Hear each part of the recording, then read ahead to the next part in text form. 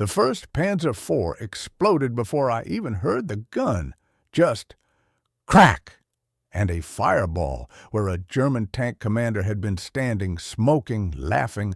I was belly down in a ditch 400 meters out, binoculars fogging from my breath, supposed to be scouting for our rifle company. Instead, I'm watching one Soviet tank, one, charging straight down a convoy center like a mad dog in a henhouse.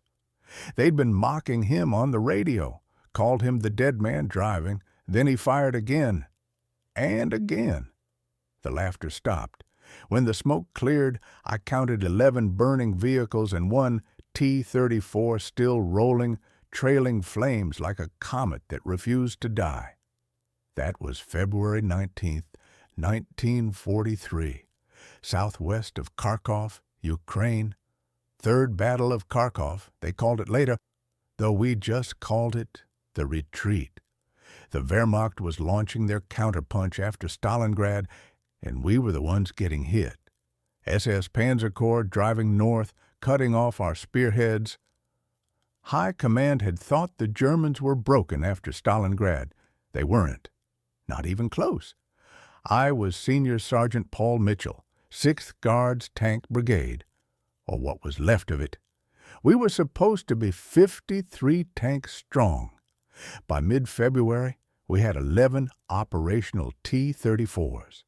No fuel reserves to speak of. Ammunition rationed down to 30 rounds per tank. We'd been fighting withdrawals for 6 days straight, covering refugees and wounded streaming east toward the river crossings. The ground was frozen solid, no Rasputitsa yet, no spring mud to slow the panzers down. They could maneuver freely, and they knew it. My own tank had thrown a track 3 days earlier outside Krasnograd. Crew got reassigned to other vehicles. I became what they called a dismounted scout for battalion headquarters. Fancy title for a warm body they could afford to lose while gathering intelligence. Running messages between observation posts, marking enemy positions, counting minefields, staying alive by accident.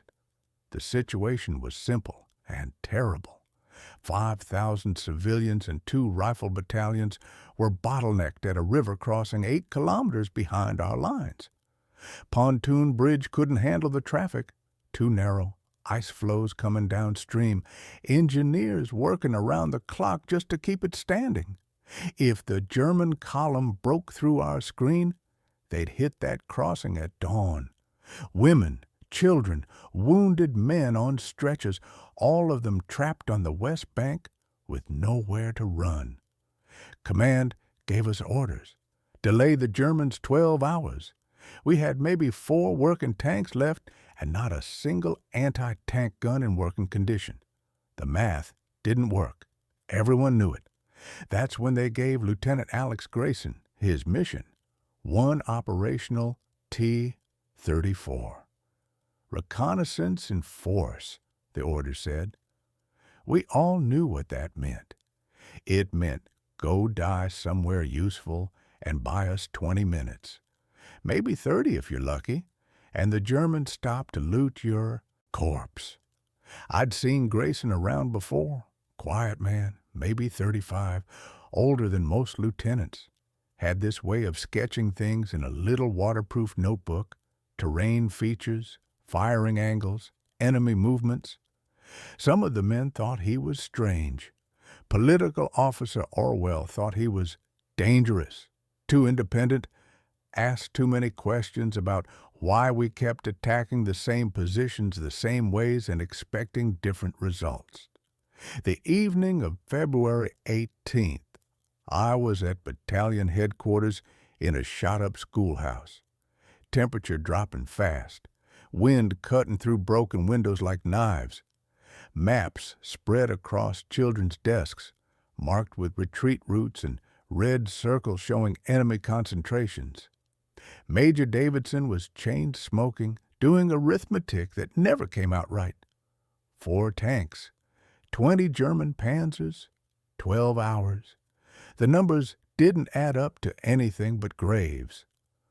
Grayson's crew was sitting apart from the others in the corner. Corporal Vincent, the gunner, kept making jokes, dark ones, the kind men make when they're trying not to think about what comes next. "At least we'll be warm for a few minutes," he said, and nobody laughed.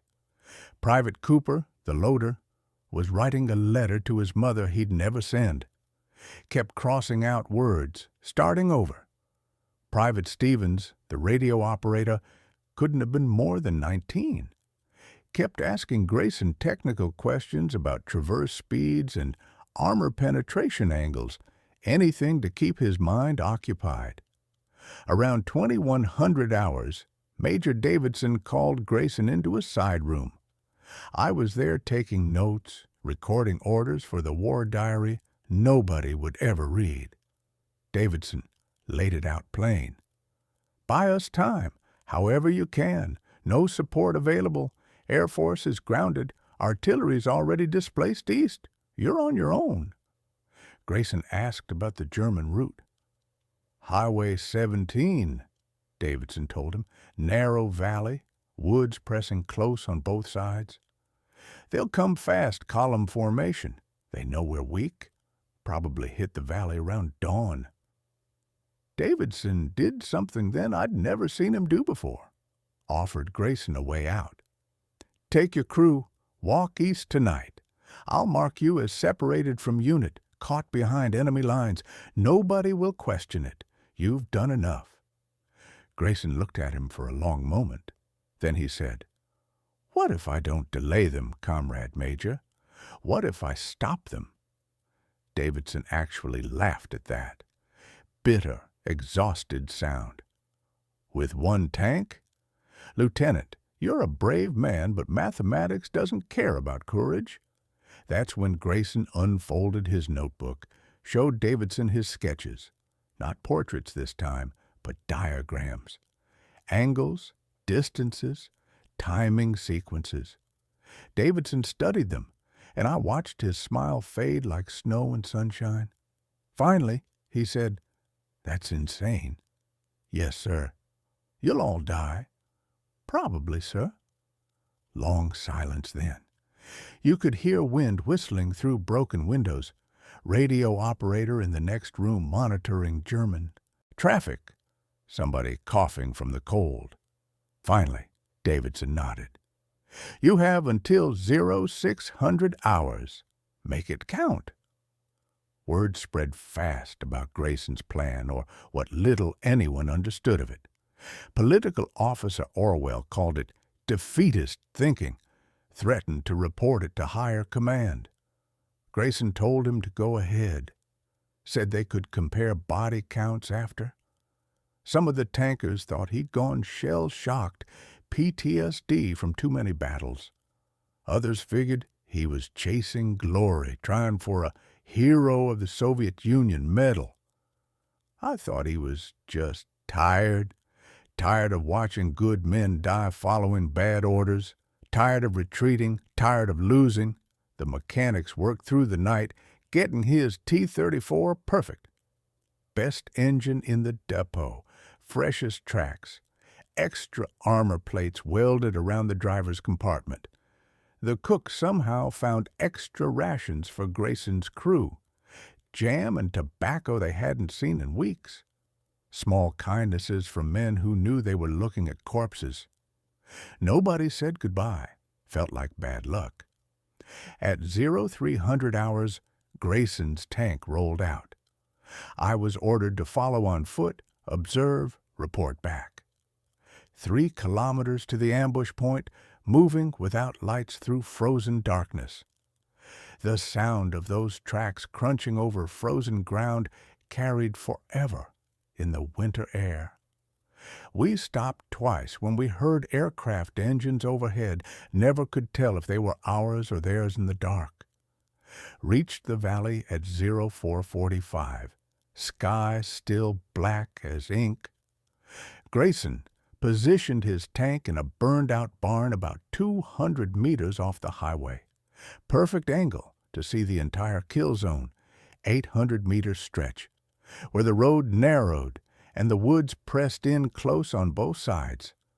I took up position in an irrigation ditch 400 meters south, had a clear sight line with my binoculars. Radio check. Falcon 1 in position. Grayson's voice calm as if he were reporting the weather. Then we waited. War's mostly waiting. You learn that fast. Waiting to attack, waiting to retreat, waiting to die, waiting to find out if you're going to die. The waiting's worse than the fighting sometimes. At 0520, the eastern horizon started going pale gray. That's when we heard them. Low rumble of engines, getting louder, getting closer. Grayson's voice on the radio steady. I count 18, maybe 20 vehicles, mixed column, panzers leading.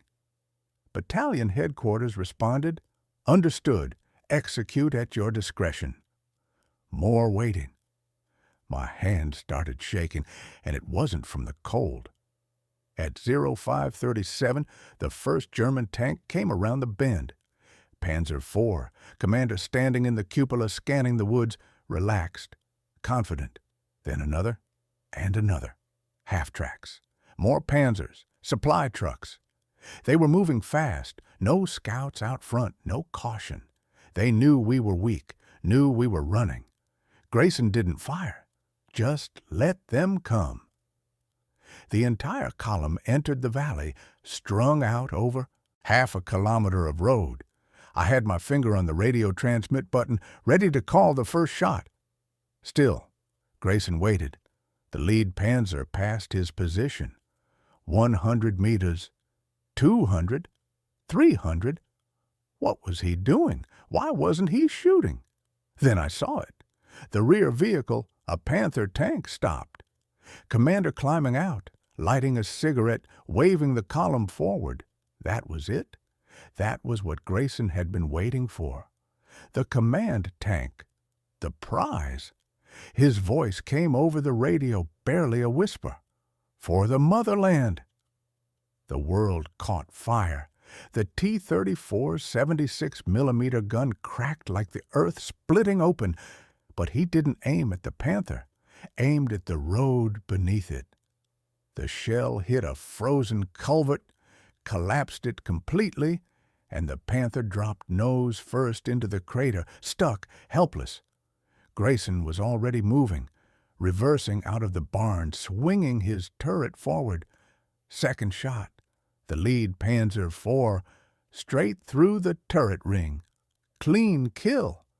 The tank just stopped, smoke pouring from every hatch.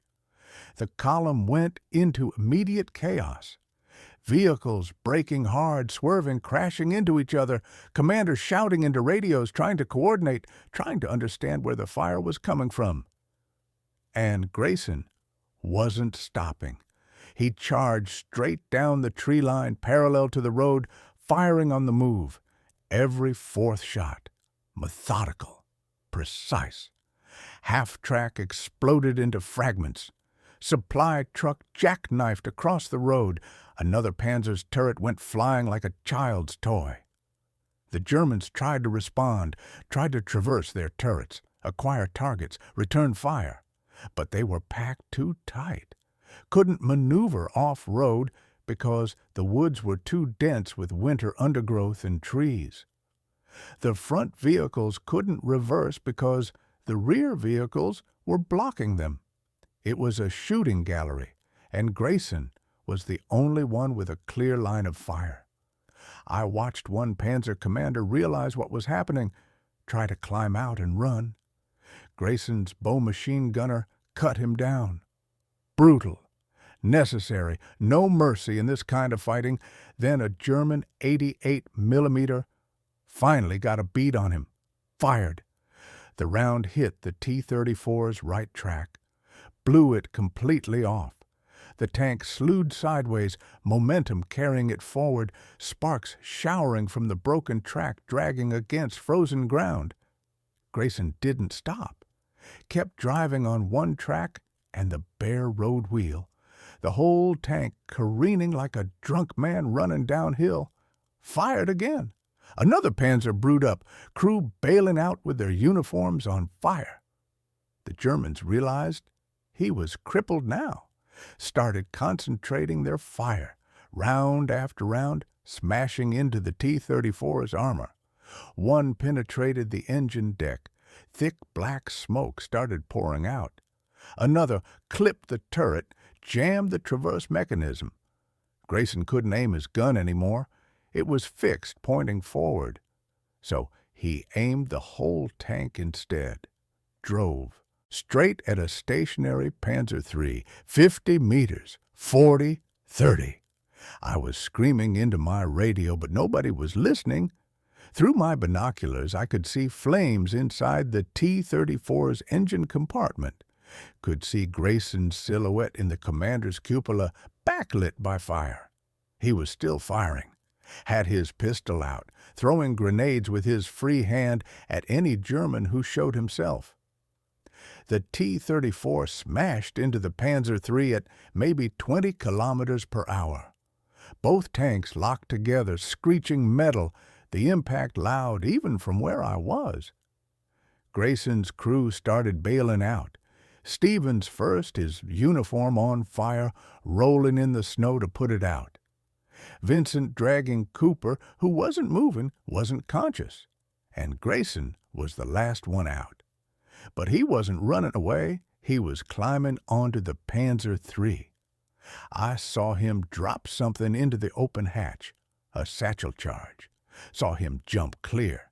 Saw the Panzer explode from the inside, hatches blowing off like champagne corks. And then I saw Grayson get up, covered in blood, and start running toward another German tank with just his pistol in his hand. He was insane. He was magnificent. German infantry dismounting, Grayson's crew pinned behind wreckage, convoy completely stalled, vehicles reversing, crashing, fire spreading, ammunition cooking off. That's when I understood. He'd done it, not by destroying everything, by creating chaos. Total, paralyzing chaos. Germans weren't advancing. They were stopped, disorganized, focused on survival. They weren't reaching the river crossing. I radioed headquarters. Convoy neutralized. Enemy combat ineffective. Recommend artillery strike. Davidson's voice awed. Confirmed. Fire mission approved. Clear the area. I screamed at Grayson. Pull back. Artillery incoming. Don't know if he heard. Don't think he cared. He wasn't pulling back. Loading a German rifle. Firing methodically. Vincent had Cooper at the tree line. Stevens laying suppressing fire backing toward woods. The German 88 zeroed on Grayson. Direct hit. When smoke cleared, he was down. Vincent saw it, dropped Cooper, ran back. I was yelling, "No, don't, artillery's coming." Vincent reached Grayson, threw him over his shoulder. German rifle shot dropped him. Both men fell. Stevens saw it, turned around, ran back. 19 years old. Could have made it to safety. Chose his friends. First artillery shell landed on a half-track. Perfect strike. Flowers of fire. Second shell. Third. The corridor turned into hell. High explosive shrapnel, white phosphorus. I couldn't see Grayson's crew through smoke and fire. Just flames and thunder and screaming. 16 minutes from first shot to artillery strike. 11 confirmed burning vehicles. 40, 50 enemy casualties. Complete tactical disorganization. And Grayson's crew. All of them. Gone. Radio crackled. Observer, report casualties. I couldn't speak. Observer, confirm friendly casualties. All of them. Falcon 1 crew, all of them. Silence. Then Davidson, flat. Understood. Mission accomplished. Return to base. Mission accomplished. I stayed in that ditch until noon. Germans didn't counterattack. Too disorganized. Our rifle companies secured the valley. I led recovery to Grayson's position. Found Vincent first. Dead. Holding Grayson in his arms. Found Stevens 20 meters away, bled out from shrapnel. found Cooper in the burned tank. Died in the initial hit. Never made it out. Grayson's body barely recognizable, but his notebook was in his pocket. Waterproof case, blood-covered, pages preserved, not just tactics, portraits, his crew, his daughter, 8 years old, living with relatives, his wife, killed in Leningrad siege. Last page. If this works, it wasn't courage, just math and spite. 6th Guards held 4 more days. Refugees made it across, all 5,000. By February 23rd, we were retreating. Davidson killed March 2nd. Orwell deserted. I survived. Strategically, Grayson's action meant nothing. Germans took Kharkov. Thousands died in forgotten battles. Didn't change the front lines, just bought 12 hours. But those people lived. Some survived, went home, had families, because 4 men and a T-34 gave them time. After the war, I requested Grayson's hero commendation. Request denied. Insufficient evidence. We don't celebrate losses. His crew got standard KIA notices. No mention of the convoy. Nothing. In 1944, I put up a marker. Carved the burning lieutenant in Cyrillic into timber from the barn. Best I could do. Locals keep it decorated. Sunflowers in summer, pine branches in winter. Just another war grave. I think about Grayson every February. Not the charge. That's easy to remember. I think about the night before, watching him sketch his family by candlelight, the gentleness in his hands drawing his daughter's face. Same hands that loaded shells, threw grenades, later strangled a German to death. How do you reconcile that?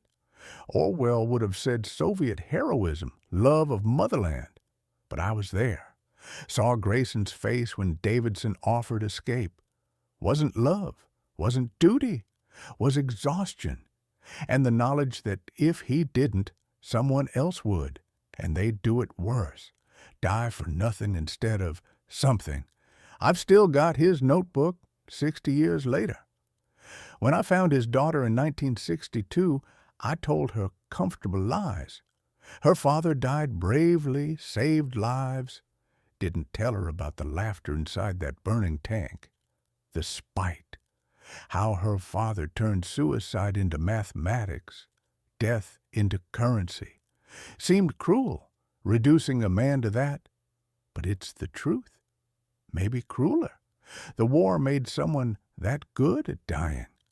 They don't build monuments for calculated bravery, just the loud kind.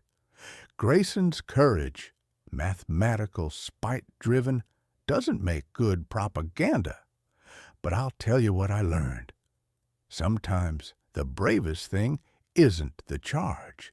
It's the hour before, when you know the odds and check your sights anyway.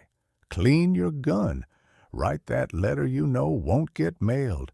The quiet preparation for dying. I'm 92 now. Most men my age made peace with the war. Boxed it up, moved on. I never could. Still hear that laughter, Grayson's voice, fury and joy before the first shot. Still see Vincent running back into fire, choosing his friend over his life. Still smell burned metal and cooked flesh mixing with February snow.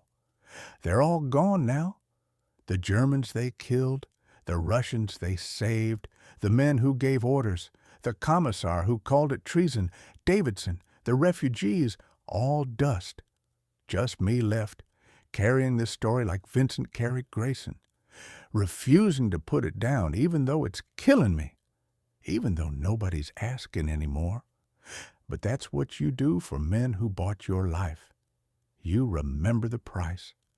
Make sure somebody knows their names meant something, even if history forgot. His name was Alex Grayson, Lieutenant, 6th Guards Tank Brigade, died February 19, 1943, outside Kharkov, destroying a German convoy with 1 T-34 and pure mathematics. Nobody will give him a medal. but I'm giving him this.